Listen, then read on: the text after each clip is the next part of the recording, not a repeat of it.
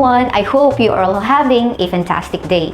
Today, we are diving into the general provisions of the revised rules on evidence. We are excited to share valuable insights with you and hope you find it informative and engaging. Our group will discuss the definition of evidence, including its scope, admissibility and relevance, and collateral matters. We will delve into these key concepts to better understand how they shape legal proceedings and their implications. As we explore the general provisions of the revised rules on evidence, we will highlight the key concepts that every aspiring lawyer must grasp to navigate legal disputes effectively. By understanding these provisions, we can ensure that we are equipped to uphold the integrity of judicial process and contribute to the administration of justice in the Philippines. And we hope that through this discussion, we gain more understanding of the relevance of these rules in our legal system. Enjoy watching!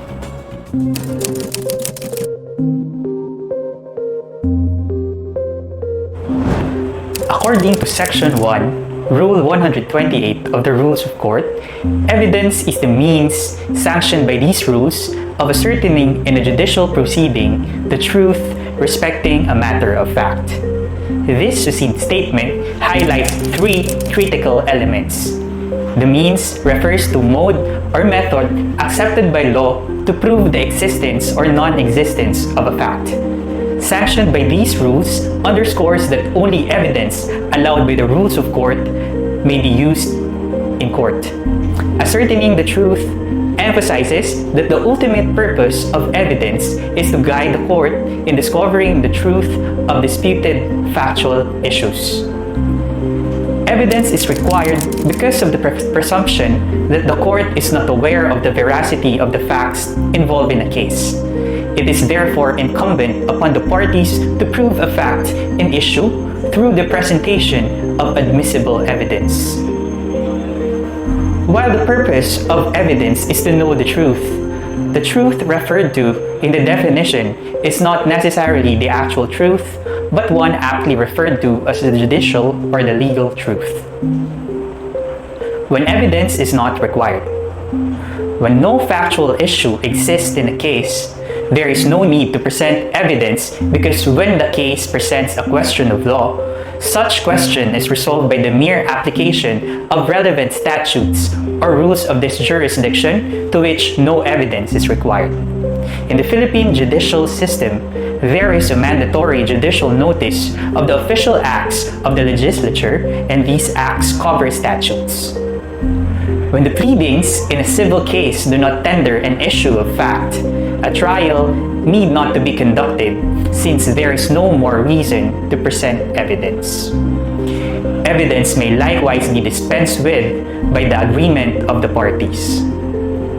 Evidence is not also required on matters of judicial notice and on matters judicially admitted. The rules of evidence, being part of the rules of court, apply only to judicial proceedings. It has been held that administrative bodies are not bound by the technical niceties of the rules obtaining in a court of law.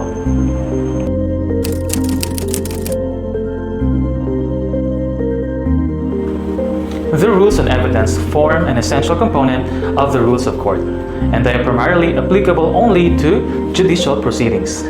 These rules ensure fairness, order, and consistency in the presentation and assessment of evidence in court. Rule 128, Section 2 of the Revised Rules on Evidence explicitly states the rules of evidence shall be the same in all courts and in all trials and hearings, except as otherwise provided by law or these rules.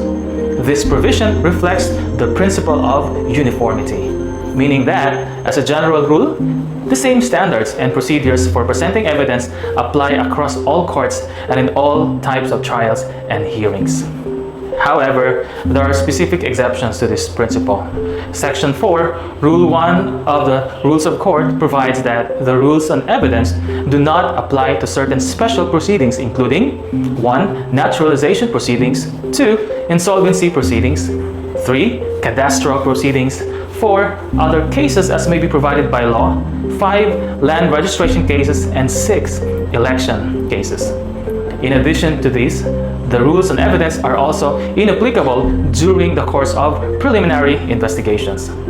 In the case of Estrada versus Ombudsman, the court ruled that hearsay evidence is admissible in determining probable cause during preliminary investigations. This is because such investigations are merely preliminary in nature and do not constitute a final adjudication of rights and obligations. Moreover, these rules do not apply to proceedings before the National Labor Relations Commission or the NLRC, as held in the case of Buenaflor Car Services versus David. Finally, it is important to note that the rules on evidence may, under certain circumstances, be waived during trial. However, if a particular rule of evidence is founded on grounds of public policy, any attempt to waive it is considered void and unenforceable.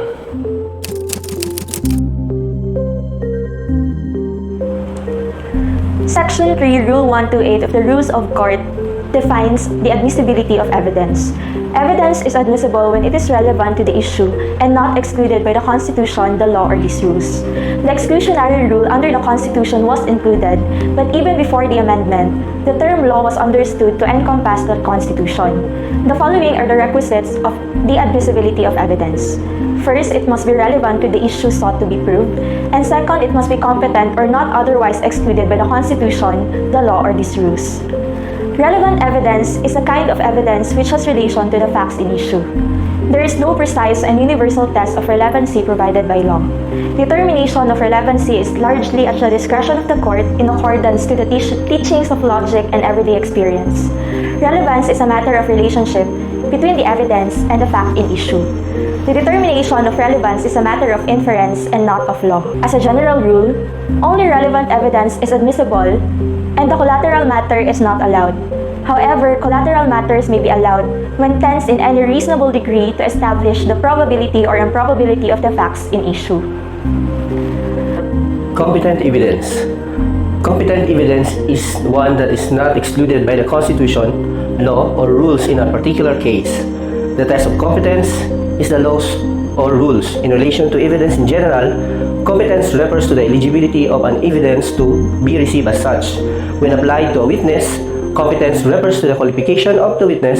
The objection should specify the ground for its incompetence, such as leading, hearsay, or parole. In the case of Jokno versus Stonehill, the court laid down the principle that material seized by virtue of a general search warrant is violative of the constitutional rights against unreasonable searches and seizure, which requires that a warrant should particularly describe the place to be searched and person and things to be seized.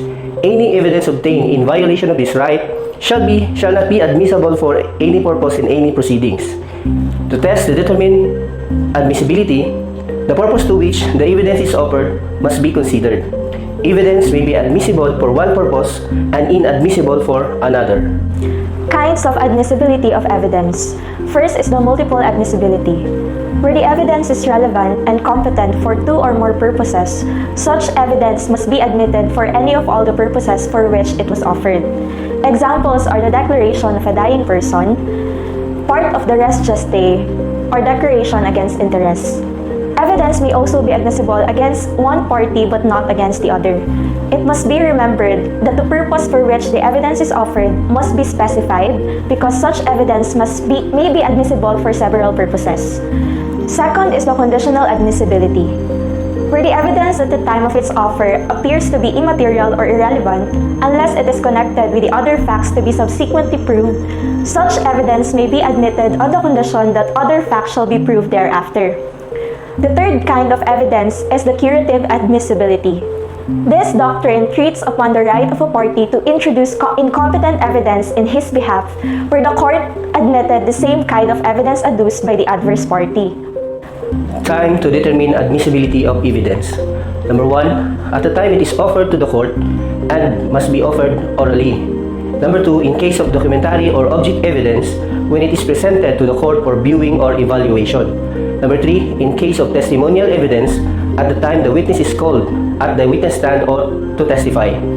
Number 4, in case of documentary evidence, when it is formally offered and before resting of the case.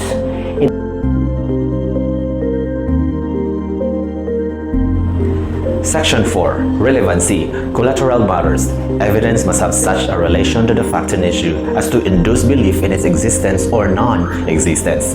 Evidence on collateral matters shall not be allowed except when it tends in any reasonable degree to establish the probability or improbability of the facts in issue. First, let's reiterate. Relevance refers to the connection between the evidence in the fact and issue, the fact that needs to be proven or disproven in the case. So the question is, how do we determine relevancy? Evidence is considered relevant first if it has a tendency to make a fact more probable or less probable than it would be without that evidence. It is of a lesser degree of reliability as evidence than material evidence. Material evidence directly proves a fact in issue. Thus, the testimony of an eyewitness to the commission of a crime is material. The evidence of motive or flight of the accused may be relevant. Second, evidence that is material or relevant must also be competent to be admissible. For example, although the testimony of the eyewitness may be material, it may be inadmissible if it excluded by the material disqualification rule. Relevancy or materiality of the evidence is a matter of logic, since it is determined simply by ascertaining its logical connection to a fact and issue in the case. Collateral matters are unrelated issues or facts that are not directly related to the fact and issue. As explicitly stated, the rules excluded collateral matters from being admitted as evidence unless they help establish the probability or improbability of the fact and issue. As a general rule, collateral evidence like the defendant's prior criminal history would not be allowed because it doesn't help prove whether or not the defendant committed the crime. It is unrelated to the specific act being tried. However, the prosecution might be allowed to introduce evidence of the defendant's prior similar conduct if it can help establish a pattern or intent relevant to the current case. So let's discuss the case of Atienza versus Board of Medicine. The chronology of events leading to the Supreme Court's examination of this case involves a surgical procedure gone awry and the subsequent legal battle that traversed the Philippine legal system. Edita Shoson, experiencing lumbar pains, sought medical attention at the Rizal Medical Center in 1995 and was operated on in 1999 for non-functioning left kidney. During the post-operation, it was discovered that her functioning right kidney was removed instead of the left kidney. Thus, her husband filed a complaint for gross negligence against the attending physicians, including Rico Atienza. During the administrative proceedings before the Board of Medicine, Shoson presented exhibits to prove that her kidneys were in their anatomical locations at the time of the operations. Despite objections from the petitioner on the grounds of inadmissibility, the Board of Medicine admitted these exhibits. Atienza argued that the evidence offered by Shoson violates the best evidence rule, have not been properly identified and authenticated, completely hearsay, and incompetent to prove their purpose. Atienza's motion for reconsideration was denied, leading him to challenge the Board of Medicine's order through a petition for certiorari.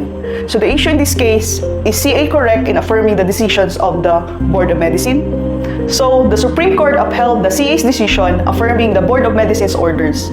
The court differentiated the admissibility of evidence from its probative value and reiterated that administrative bodies like the BUM are not bound by strict rules of evidence. Admissibility refers to the question of whether or not the evidence is to be considered at all, while probative value of evidence refers to the question of whether or not it proves an issue. The decision emphasized that admission of Shoson's exhibits did not prejudice the substantive rights of Atienza. The anatomical locations of Shoson's kidneys are facts that require no further proof as they are presumed under judicial notice.